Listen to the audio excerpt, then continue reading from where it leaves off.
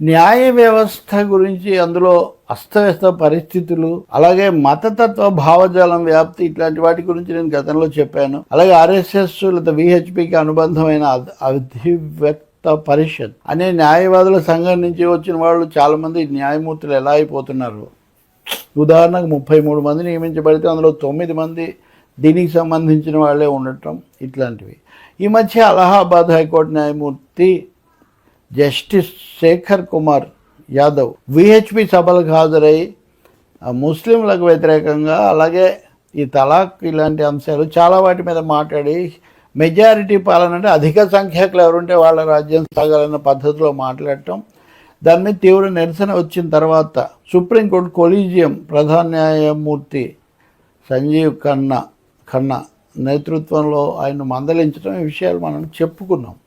కానీ ఈ సందర్భంగా ఇంకో విషయం ఆసక్తికరమైనది వచ్చింది ఏంటంటే, అసలు ఈ శేఖర్ కపూర్ అనే ఆయనను నియమించటమే, యాదవ్ కపూర్ కదా యాదవ్, శేఖర్ కుమార్ యాదవ్, ఈయన నియమించడమే వివాదాస్పదం.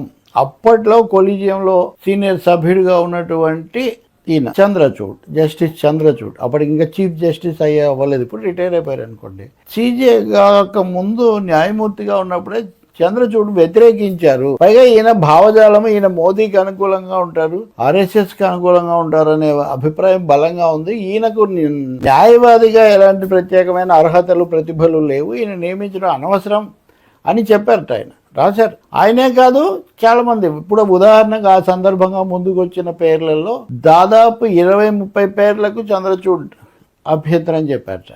కానీ వాళ్ళలో చాలామంది న్యాయమూర్తులు అయిపోయారు హైకోర్టులో. అందులో ఒకరు ఈ శేఖర్ కుమార్ యాదవ్ అనమాట. ఈ విషయం మీడియాలో వచ్చిన తర్వాత, నిజమా కాదా ఇట్లాంటివి అయిన తర్వాత లీఫ్లెట్ అనే దాంట్లో రాశారు, జస్టిస్ చంద్రచూడ్ ధృవీకరించారు నిజమే నేను అలా చెప్పిన మాట అని. కానీ ఇంకో దాన్ని మటుకు ఆయన ఖండించారు. అదేంటి అంటే, పదవీ విరమణ చేసినటువంటి న్యాయమూర్తులను, సుప్రీంకోర్టు న్యాయమూర్తులను, ప్రధాన న్యాయమూర్తులను ఎన్హెచ్ఆర్సీ నేషనల్ హ్యూమన్ రైట్స్ కమిషన్కు చైర్మన్లుగా నియమించడం పరిపాటి. గతంలో జస్టిస్ బాలకృష్ణన్ లాంటి వాళ్ళు అలా ఉన్నారు. కాబట్టి ఈయన కూడా అవుతారు, వీళ్ళకి అదే ఒక ఇదిగా ఉంటుందని ఒకటి. ఈ మధ్య దీని ఎంపికకు సంబంధించిన ఒక కమిటీ జరిగినప్పుడు అందులో ప్రతిపక్ష నాయకుడు, ప్రభుత్వాధినేత, న్యాయశాఖ మంత్రి వీళ్ళు ఉంటారు. అక్కడ జస్టిస్ చంద్రచూడ్ పేరు వచ్చిందని, వస్తే ప్రతిపక్షం వ్యతిరేకించిందని ఒక వార్త చలామణిలోకి వచ్చింది, సర్క్యులేట్ అయింది.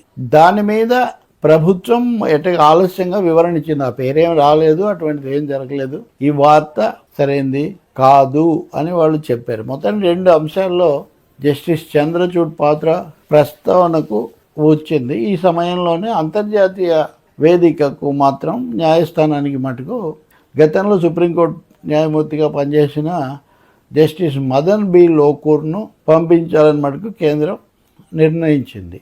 ఆయన అనేక విషయాల్లో లౌకిక, ప్రజాస్వామికమైన లేదా ప్రగతిశీలమైన అభిప్రాయాలు వ్యక్తం చేసిన న్యాయమూర్తి. మరి ఇప్పుడు ఆయనకు ఏ పాత్ర, ఆయనకు ఏమేమి సమస్యలు వస్తాయి అక్కడ, అంతర్జాతీయ న్యాయస్థానం కదా, అవి మనం చూడాలి.